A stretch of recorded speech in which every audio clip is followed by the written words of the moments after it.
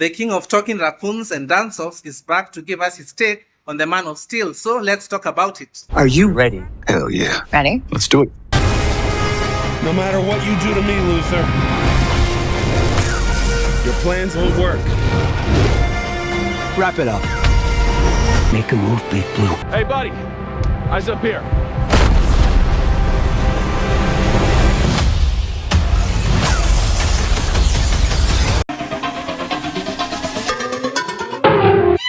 So, Superman kicks off with an already established Superman. He's been in operation for 3 years now, and James Gunn decides to forgo the origin story in favor of an already established Superman. And things kick off when he gets involved in some geopolitics, and this is the driver of the movie. Today, the Secretary of Defense said he was going to look into your actions. In effect, you illegally entered a country.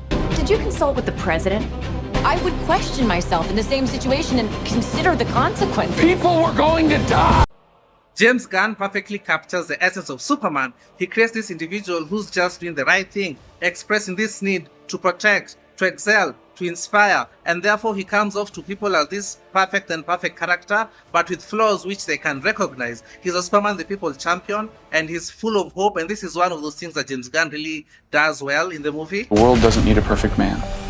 It just needs someone who won't give up on it. That's why I do what I do. You don't have to prove anything, Clark. Just be who you are. You were out there helping them? This world gave me everything, and I won't let it fall.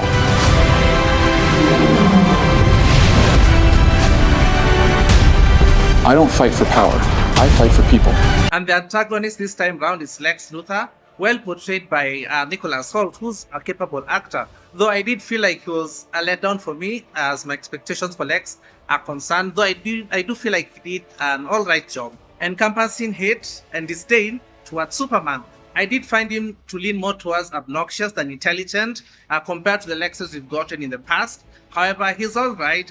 I'll destroy you. Who raised you as a child?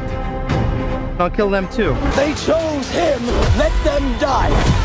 Everyone has a weakness, Superman. I'm just figuring out yours. Got it.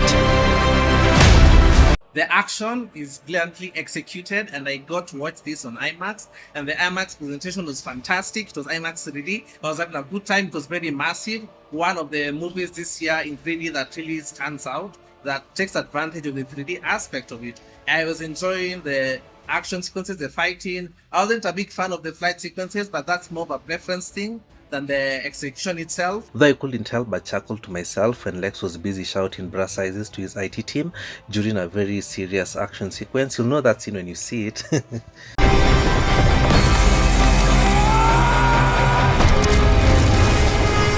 matter what you do to me, Luther, your plans won't work. If you do enjoy watching these reviews, then kindly consider hitting that subscribe and like button, as well as the notification bell to receive updates on any new reviews dropping. Thank you. So anyway, for me, my standouts, I would say, are Lois Lane, played by Rachel Brosnahan, and Mr. Terrific, played by Eddie Kithegi. Those are the people who I really enjoyed watching them on screen. It's so weird that it's a Superman movie, but it was very populated with so many characters. There was so much going on. It was a bit too dense. It felt like you are watching the third entry into a trilogy that already happened, and therefore that was one thing that was underpinning my enjoyment of the movie. Because I'm here for Superman. Why am I, like, you get so much screen time on every other character. Superman, not so much. But by far the biggest atrocity in this movie are the costumes. They look so horrendous, they look so ugly, they scream cheap CW TV show budget costumes. In fact, I will say that the CW costumes look way better than the ones in this movie, and by far that's the biggest crime in this movie, the costumes. Very, very awful, very poor choices. Nothing worked, nothing registered. They never grew on me at any point. I disliked them from the moment I saw them down to when the credits rolled. I never got behind them, and it's just stuff of nightmares, people. And then tacking on James Gunn's expected humor, which was for me a bit off-putting at times, especially in some dramatic sequences where we needed to be serious, and that's the point he tends to inject some of this humor. That didn't register for me, but then that's also a preference, because I always feel DC has to be aligned more with the serious tone than the Marvel tone that we've been conditioned to. I was also not a fan of the Jonathan and Martha Kent casting choices.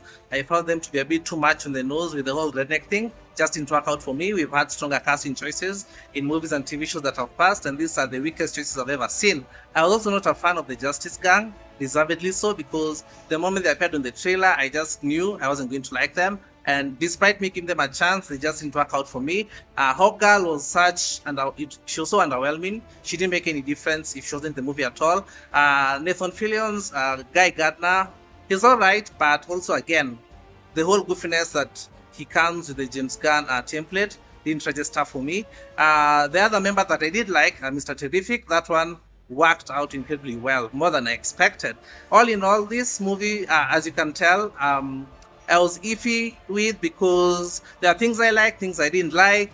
I found it to be sometimes too derivative, down to James Gunn copied the third act of Man of Steel. I'm kidding you not. The Smallville fight, if you know what I'm talking about. Yeah, anyway, still it's a fun movie to watch in theaters. The 3D, especially in IMAX, works wonderfully for it. And also you'll have some really good moments. And as a Snyder fan, I'm going to give this a rating of 7 out of 10. I do recommend checking it out at least once. Yeah, so see you on the next one. Cheers.